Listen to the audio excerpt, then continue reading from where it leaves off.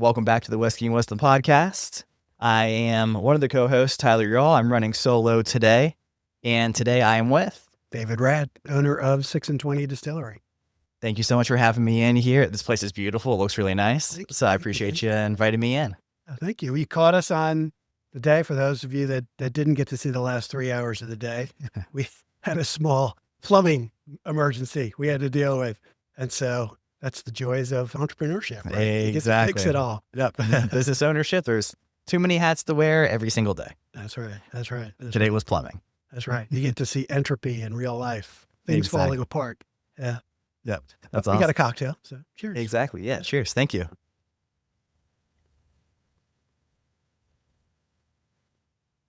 That's very good.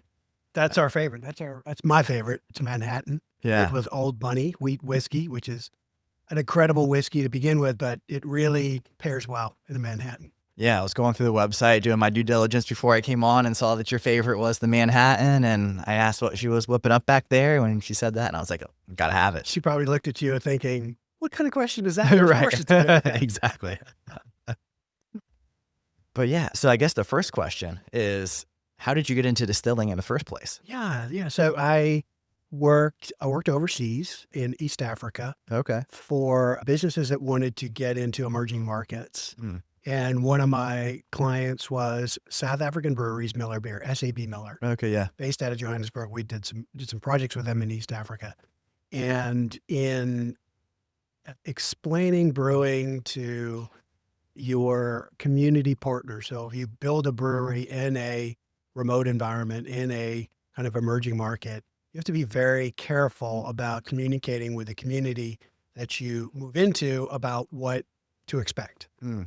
What does it mean for the community there? Everyone thinks a brewery comes in, 1 million hectoliter brewery comes in, Right. all our troubles are over. Well, it doesn't really work like that. Not today. It's a business like any other, but it has a great deal of opportunities tied to the business itself. So in being able to communicate properly with communities that they were entering, I had to be able to be fluent in how a brewery operates. Okay. What are the inputs? What are the outputs? What are the expectations? What's the jobs?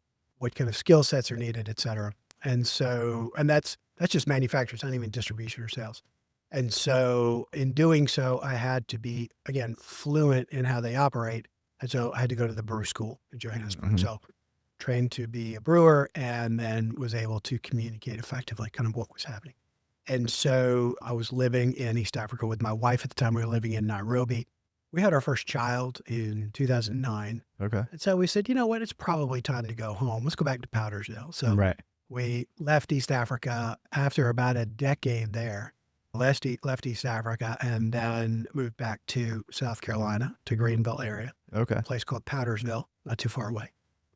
And then the state of South Carolina changed the laws to allow small distillers. They call it micro distilleries. It's under the criteria for it is fairly substantial. It can be a large distillery and still be a micro distillery. And I said, I can do that. I know how that works. Right. Back then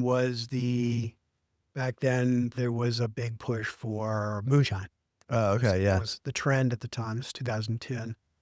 And I'm not a moonshine guy. So that must have fair. So I went back to school to perfect my understanding of alcohol, spirits manufacture. I went to the Siebel Institute. They have a substantial course on distillery operations and distilling. That's neat. And it was definitely worth the time and the energy. Brought that knowledge back, stood up the distillery, and we've been at it since. Oh, that's awesome. And that was 2011 is when I got started? 2010. Okay. Yeah. Awesome. And it'd be our 14th. That's amazing. Very good. Congratulations. Ugh. I'm sure a lot of ups and downs along the way too, right? Always. It's life, right? You're right. Exactly. Yeah. And so, like I said, I was doing my due diligence, so I know where the 6 and 20 came from, but I think our viewers would love to hear the story because it's actually a really interesting one. Sure. So when I was thinking of the name for the business, the business had been kind of fleshed out and formed out. The reality was that the name had to suit the purpose. Right. The name had to suit the purpose. And I, in reflection, in reflection, my sentiment was that I really love to make spirits. I love to share them. I love to learn about them. I love to teach people about them. I love to share them with friends, share them with new friends. And so I thought, you know what? This is about love. This is a story about love. Yeah. So the name has to reflect love. And there just so happened to be a love story that is local to South Carolina where we are. Yeah. And it was from before South Carolina was South Carolina. It was like 1704, Right. 1705. And the story is about a Choctaw princess by the name of Issaquena. Issaquena lived not too far from here. This is the Savannah River Valley, and all of these tribes came together in this verdant and game heavy valley, like the Cherokee, which was the dominant tribe at the time, the Right. Choctaw, the Katichias, and others. And so Issaquena is in love with a frontier trader. His name is Alan Francis. Now, where we are today would have been the frontier. It would have been Okay. right Yeah. on the edge of the eastern settlements going into the frontier. They would have been to the west of us, and so by pure bad luck, Issaquena gets herself captured by the Cherokee, which was normal for the time. They would capture other tribes people and ransom them back, and Right. and that was the part of the barter process of the day. I guess diplomacy of the day. Right. And so she found herself held in a Cherokee camp, not too far from here. Wow. And while she's cooling her heels, waiting to be ransomed back to her family, she overhears them planning a raid on her boyfriend's trading post. Oh, wow. Well, she said, well, this will not do. I'm going to fix this. And she escapes. She jumps on a horse and lights out for his trading post. Now, she doesn't know where she is. She's in Cherokee country. Right. She's been taken hostage and held in their camp.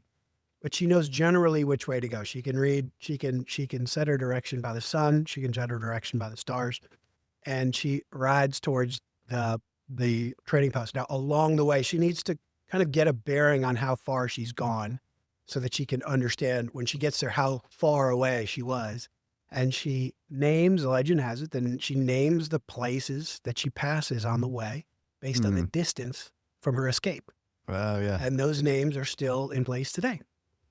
Mile Creek, the town of 6 Mile, 12 Mile, 3 and 20 Creek, 6 and 20 River, all the way to the town of 96, which Okay. is where the post was, the trading post. She gets there just in time and warns them of the impending attack by the Cherokee. By pure luck, she gets there ahead of the war party, and they were, thanks to her advance warning, they were able to fend off the attack.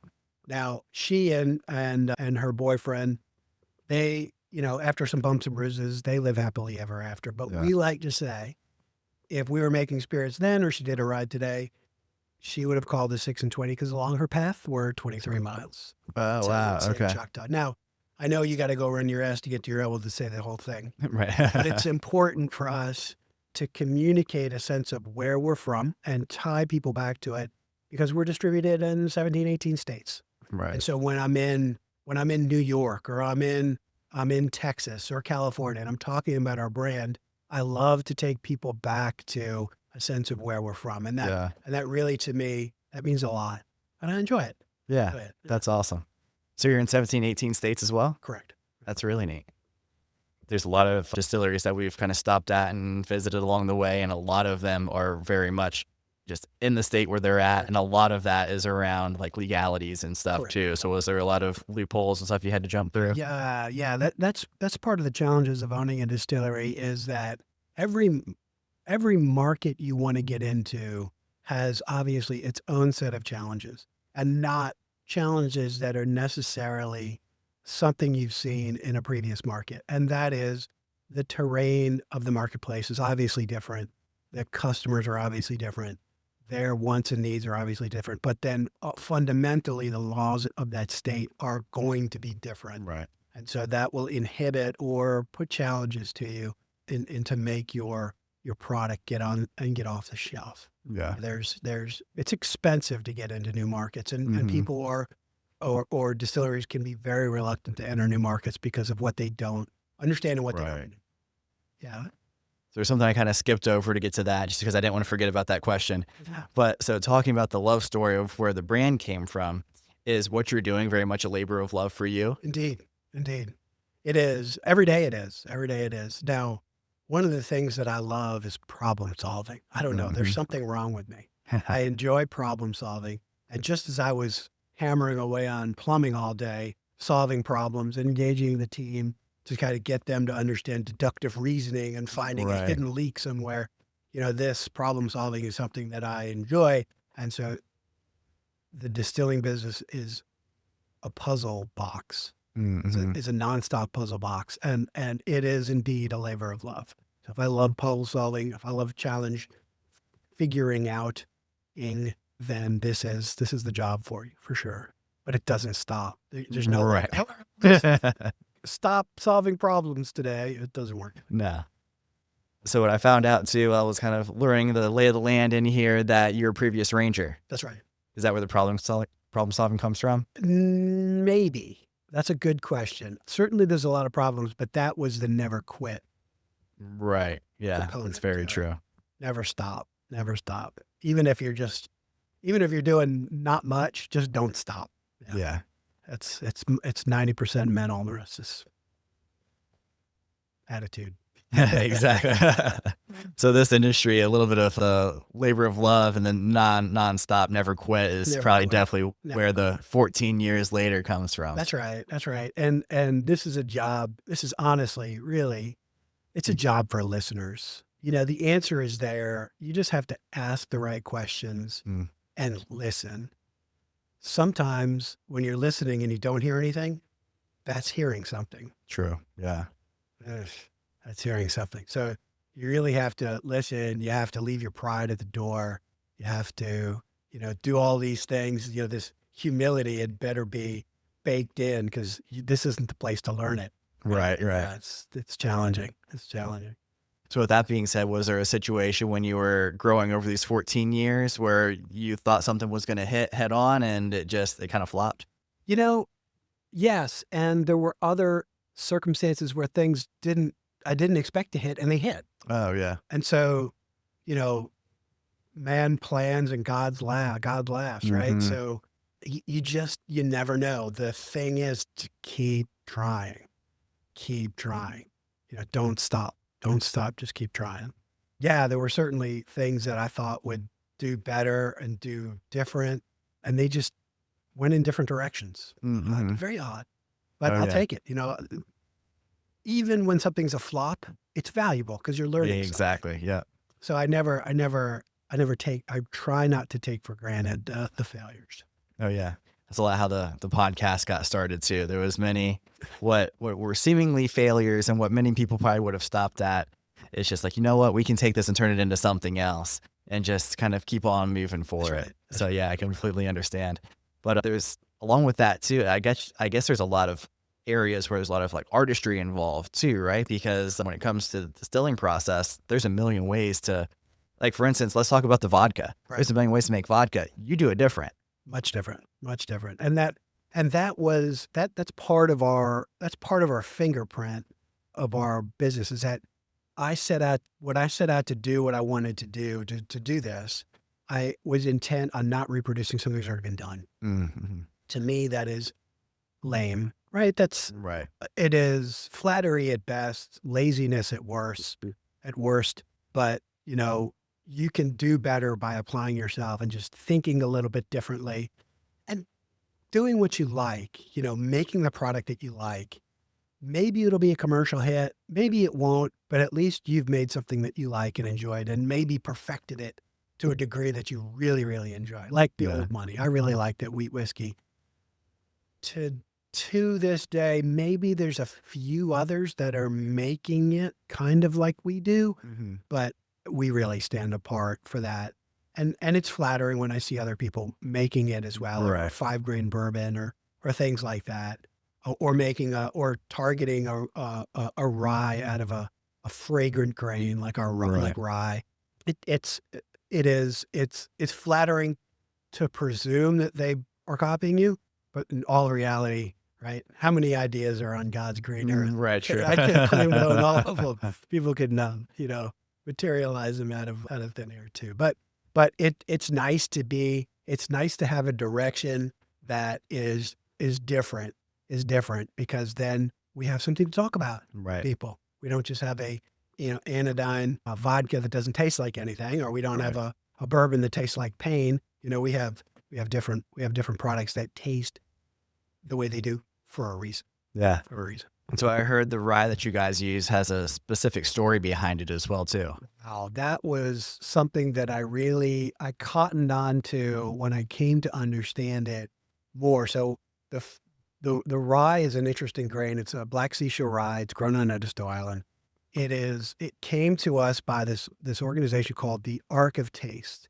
And the South Carolina Ark of Taste is an organization that seeks to bring back organisms that were thought to be lost to posterity. Oh wow.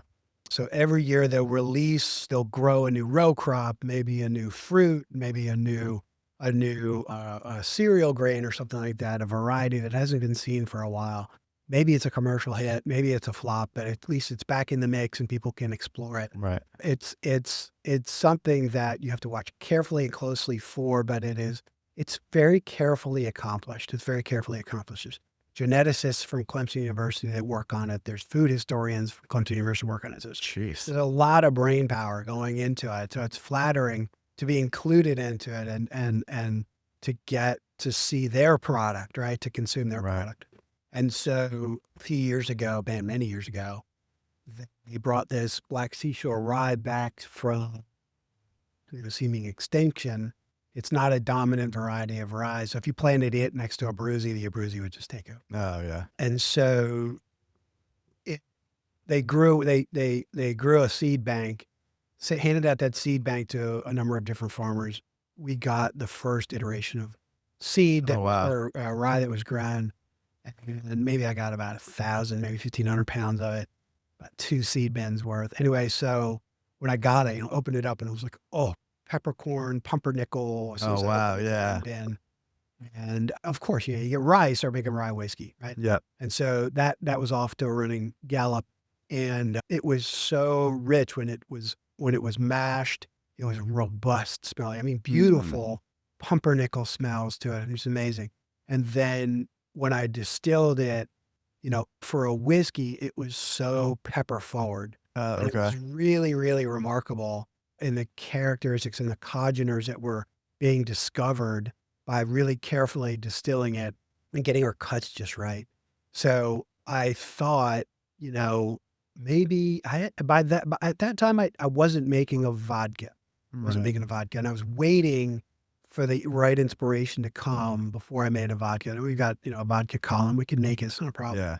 I was waiting for the right inspiration. And so I thought, this is great. And so I took one of the mashes that I had going and said, I'm going to make a vodka out of this. I'm not going to make a whiskey. I'm going to make a vodka. And so I made a vodka out of it. And it was different.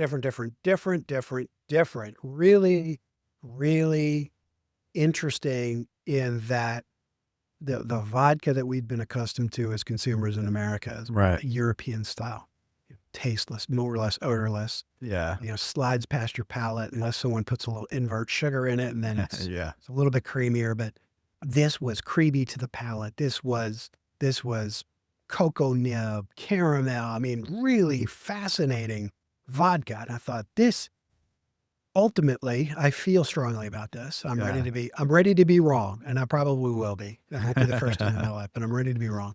I feel that as consumers start to mature, they've matured a great deal in the whiskey space. Yeah. Now they'll mature in the rum space and the tequila space. As soon as the market gets hold, starts to explore everything that's being offered to them, they'll settle into things that convey more than just the contents of the bottle. Right. I think you're on the right path with that too, though, because even you can kind of see it in the opposite spectrum, right? With everyone exploring the non-alcoholic space. So if you're willing to go past even the alcohol part and just looking for something different out there in the marketplace, at some point it's going to hit Indeed. vodka, or at least I would think. Yeah. Or at least a vodka that has a terroir. Right. Yeah. And that's the case here. It's a beautiful rye vodka not many people make a rye vodka. It's And hard to make, right? It's hard to make. The rye mash will expand in your kettle okay. and then try to escape into the column. So you have to Oh, you have to interesting. take measures to keep the foam under control.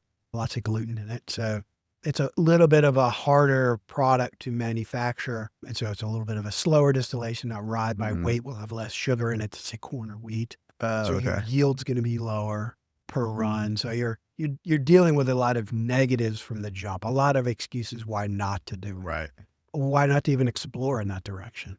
And so, if you have the patience, if you want to explore, if you want to make some mistakes, right? I'm ready to Right. make some mistakes. If you want to make some mistakes and learn something, then it was an interesting path for me to take. Yeah. So we kind of brushed past the question I was going to ask you too, because after I was looking what you guys are making back there and the order of which it came out, so you guys kind of did the opposite, right? So typically it's the vodka and gins that are coming out of here first. You came out with the whiskey first. Correct. Correct. How did that happen? And kind of Yeah. how were you able to, I guess, as they would say in the business, pay the bills, Pay the right? bills, indeed. Before the whiskey came out. Indeed. So the paying the bills part, really, the fundamental to it is minding your cash flow. Yeah. Is really just getting your expenses on the floor as low as you can get it. Really mind your cash flow carefully and make prudent steps. I had seen so many people in the beginning of their their distillery trajectory, presume that they were going to sell, 5,000 cases in the first year in rural Mm-hmm. North Carolina or wherever. The reality is quite different. And so your go-to-market path has to satisfy something that will at least get you some traction, get your products moving, draw some adherence to the brand. And so that means, again, doing something different, doing something bolder. For us, it was a product called Blue. Okay. So the product was a blend of a 50-50 mix of a 6-year-old bourbon, Mm. and that we did not make, obviously, Right. Yeah. 6-year-old bourbon and our new wheat whiskey together. Oh, okay. So we would take those in equal parts, marry them together, and then put them in a barrel for 6 months, 8 months. Right. Right. So you had a really interesting product that came that had that was really had some remarkable effects on your palate. Some new whiskey, but it was wheat whiskey, so it wasn't so edgy as Right. Yeah. bourbon that was new. And then you had a nice, mature 6-year-old bourbon that was really, really delicious. And then together, those things made and proofed up. It was really a wonderful product. Yeah. That lasted about 2 years. We were making that at the same time, making bourbon and laying it up. Oh, okay. Making Yeah. bourbon and aging whiskey and laying it up. They're probably in the back office.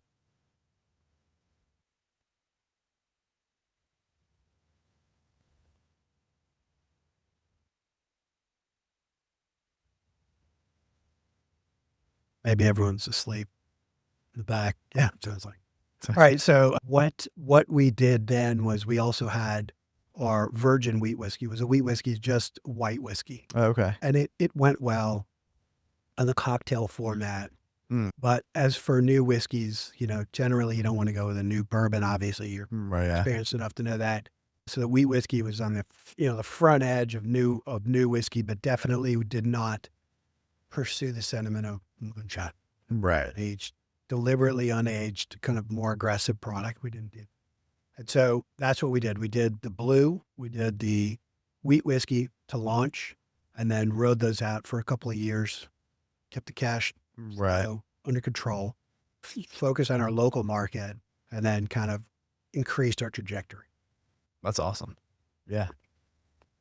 So that's pretty quick growth then, going from just kind of doing it on your own for the first like 2 years or so, and then to now 12 years later from those first 2 being in 18 different states. Right. So that's pretty impressive. Yeah, it's hard, man. It's every day's a fight. Every market's a fight. It's not something that you can stop.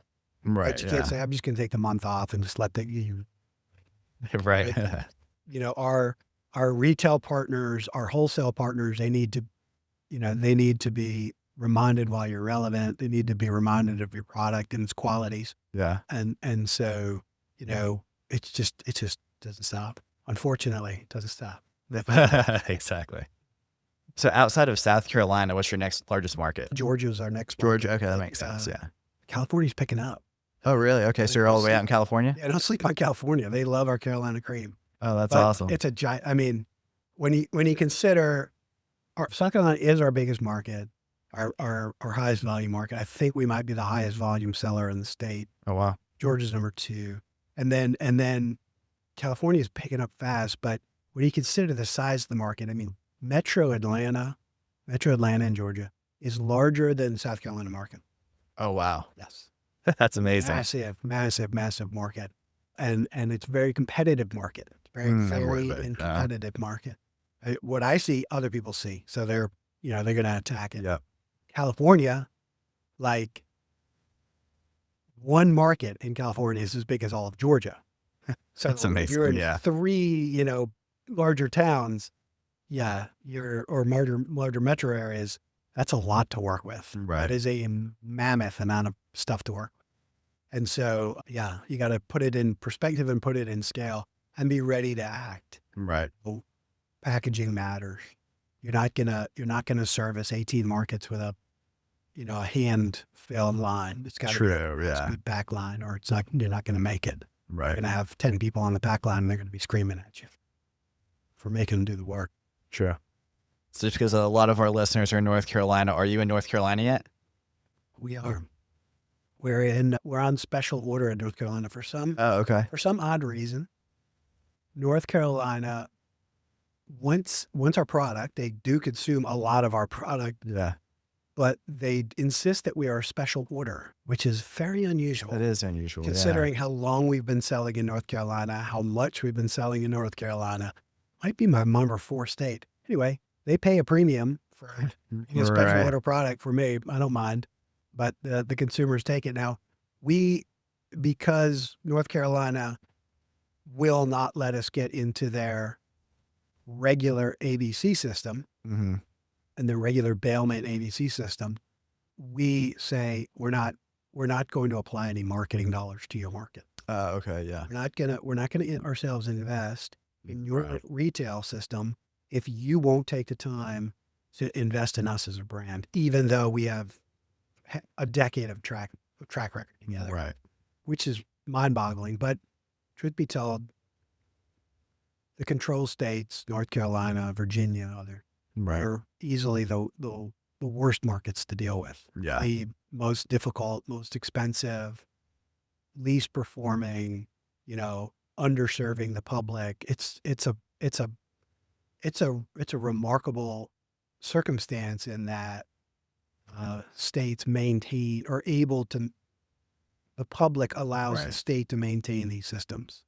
Knowing what I know about the 3-tier system in general, and then state specifically, if I lived in a state that had a 3-tier state, I would probably picket, the ABC office every day with, go pound sand, go get stuff. This is the worst circumstance. And just to put it in perspective, how inefficient and how underserving it is to the public. Mm-hmm. You will have the lowest variety of products available. Yep. You will have the highest retail prices imaginable.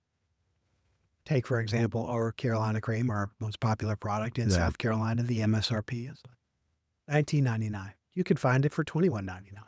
Yeah. At a store that may seek to expand their margins. In North Carolina, you'll see it for $32.99. Oh, wow. In Virginia, you'll see it for $36.99. That's incredible. Remarkable. And it's something to behold. Yeah. So you did mention the bourbon cream. So I heard that's pretty good too. So I was actually at a restaurant before I came here. I saw they had your spirits up there. And the bartender behind the bar was like, "Hey, what do you know about 6 and 20?" And she was like, "Well, actually, we're supposed to be having a tour there in a couple weeks." And like went through us. And she was like, but let me tell you, I went there. They have amazing cocktails, and their bourbon cream is to die for. That's right. So I know I had to ask about the bourbon cream. That's right. That's our big prize product. Did much better than I thought it would. Right. Yeah. Right. It is, and it was interesting in development. Approaching the product from a distiller's perspective was the wrong perspective. It's a food product. Yeah. Attack it like it's a food because it's real cream. Right. And that was interesting. I had some experience with cream from my youth. I worked in a cooperative extension farm all summer, every summer when I was a kid, Oh wow. and that they had a dairy there. So I came to Oh, understand okay. dairy operations and creameries and stuff like that. And so that little bit of knowledge that I had milking cows twice a day was effective in helping Very nice. the product the way it is. So when I was also looking at the product that you have available right now, because I understand the rye was very popular and flew off the shelves. Indeed. Yeah, we'll do a bottling and it's gone immediately. That's incredible. That's a good problem to have. But between the Old Money and the 5-grain, what are the two main differences between those two? So when you think of the individual grains that make up a whiskey, now the whiskeys, when we do a tasting, for example, let me back up. I'm going to climb up to 30,000 feet. Yeah. I'm a linear thinker. You don't have to bear with me. No So problem. when I look at whiskeys from a 30,000 foot perspective, the individual flavors, the palate experience, the mouthfeel, the finish, everything, these are all determined by the variety of grains and the not just the variety of grains, but the ratios of grains together. So the makeup of the mash bill that will determine the characteristics, the primary characteristics of the spirit, not the total. I mean, the barrel finish is going to be 50%. So the grain makeup and the congeners that are captured from the fermentation process and then isolated during distillation are going to give you the flavors that you're experiencing. Okay. So the ratios of grains will determine the different congeners that you'll get. How they're captured in distillation is critical. And then the strength at which the spirit is conveyed to the customer will determine which congeners stand above others. Some are more effective at lower proof, some are more effective at higher. Okay. More pronounced, I should say, more pronounced. Interesting. As a consequence. Or 5-grain bourbon, because it has 5 grains, it's going to have real panoply of congeners that you can expect. So it is going to be a very complex spirit on your palate. It's going to have a ton of flavors on your palate, which if I'm a whiskey consumer and I'm a bourbon consumer and I want something that's different, well, this is a very complex spirit, right? It's not an MGP derived spirit where it's very linear or I'm very accustomed to it. So or 5-grain is going to be more complex. It's going to be proofed up. So those complexities are going to stand out apart from one another. Conversely, or Old Money, our wheat whiskey, is made with just malt and wheat, soft red winter wheat. And so when you have it, it's going to be a lot softer, a lot more honey bunches of oats, a lot of the tannins from the barrel are going to pop a little bit, but not be too astringent like Scotch, but you're still going to get them there because it's a delicate whiskey. Right. And so it's going to have some nice graham crackery taste to it without the sharpness. Yeah. And so interestingly enough, the wheat flavor, some of the congeners that you're going to find from the wheat distillation or isolated are going to make the flavor adhere or stay with you longer. So the finish is going to be tremendously long, even if it's a lower proof. Right. It's going to be high in your palate. It's going to be long on your palate. It's going to linger for a long time. The 5-grain bourbon isn't going to linger nearly as long, even though it's a higher proof, as the wheat whiskey. Interesting. That's something that I enjoy a great deal. Normally, we'll sample people with the product and say, try the wheat whiskey first, try the bourbon next to it. And they'll say, oh, well, I enjoyed them both, but I can still taste the wheat whiskey after I've had the bourbon. Like, yes. Right. Yeah, I'll stay with you. That's even something I noticed with the Manhattan too. I was like, I can just feel the taste longer. Yeah. That's interesting. I didn't realize there was, or what the science was behind it, And rather. but these are some of the effects that we seek to Right. hopefully I can I can speak to enough people to have that effect noted, right? Say, oh, I get what you're trying to accomplish here. This is Right. great. This is great. Sometimes they'll stumble into it themselves, although it's not often the case. But it's where your art meets science. Right. So when you were coming up with the cocktail menu, was that you, or do you have a bar Oh, manager that takes care of it? that entirely our bar team. Okay. Entirely our bar team. I enjoy creative people create, Yeah. right? And so in a creative space where I get to create, so you want to foster creativity with the rest of your team members, whether it's on our food menu or the bar menu. We really encourage that creativity, and not just in products, the distilled products we make, but if you look at our simple syrups and our cocktail editions Right. and all the components to it, we'll make them all here. So it's fascinating reductions and simple syrups that they'll Right. make and infusions that they'll make. It's pretty cool to see. That was the first thing I noticed too, because that's always the first thing I look at when I look at behind a bar is like what is made in house, and I was like, everything is made in house here. I was like, there is nothing that you buy at a store in here, which is amazing. Yeah, they'll even pre-cook the bacon, Oh wow. right, for the BLTs, Yeah. and it's not bacon, it's bacon, like a quarter That of was an inch thick legit. bacon. Yeah. So they got that stuff fried in here. I'm like, I gotta get I out of here. need I'm gonna it. eat all this bacon if I stick around. That's awesome. But it again, it is something that if you wanna foster something different, you have to foster creativity, and you have to let people make mistakes and make things that I'm now. Truth be told, there's some things where I'll say, "I'm not doing Right. that. Yeah. I'm not doing that. Not my savoir faire." Right. But that is the extremely rare exception, and that usually involves raw. Right. eggs or Yeah. something. True. So unfortunately my co-host wasn't able to make it today, I will ask his famous last or second to last question, and that is, how would you define success? Ooh. Okay. You know, there are in my estimation so many easy definitions for success. Right. Variety, financial achievement, recognition from your peers. That's not notoriety, but recognition from your Right. peers, recognition from your subordinates, recognition from your community. There's so many components for definition for success. But for me individually, Yeah. I have in my mind a set point for success for the varied things that I'm trying to do now. Another way that I'm a very linear person, it's shameful to consider, I don't have a global definition of success. My definition of success is always task oriented, Mm. and Yeah. that is principally because this is jumping back to the first question of I like problem solving. Right.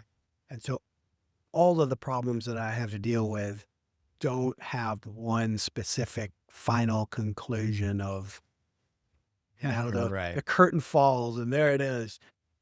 I'll always have problems and challenges I love to get my teeth into. And so consequently, my definition of success will be incremental understanding. Maybe I solved the problem, maybe I didn't, but I Right. came to understand it. Well, maybe I didn't come to understand it. That's a failure, right? Right. Maybe Yeah. I came to understand it and I'm not equipped to solve that challenge, but I figured out who could and who would. So we got to Exactly, success yeah. eventually. Maybe I figured it out and maybe I attacked it and got it on the first try and I was a roaring, raging success. So you get my point. It is for me, individual task, achievement, understanding, comprehension, maybe overcoming them, maybe succeeding, maybe blowing out the competition, and those things was competition. I should have considered like that. I don't look as my success. I try not to keep a metric against other people as a measurement of success. Right. For me is mostly introverted, more internally oriented. Does that make any sense? It does, yeah. Actually, that's a really good way of putting it too, just because that's probably the way that I have always seen success too, but I've never really had a way of putting into words. So I think that makes a lot of sense too. Like, for instance, our podcast, we purposely don't do too many advertisers on it because it's a labor of love for us that we enjoy doing as a passion project. And we don't want anyone coming into us and being like, hey, I know you're not going to get a lot of views on doing this thing, so we don't want you to do that if we want to interview that person. Right. So like my metric for success is completely different for this than what my day job is, right? So like that's completely different metric of success. So I think you put in perfect words from what I've always felt too, but never knew how to explain it. So I appreciate that. It's the little battles in life. Right. And then, so one of my final questions is, since we look forward, looking at success, looking backwards, if you were to tell your younger self one thing, what would it be?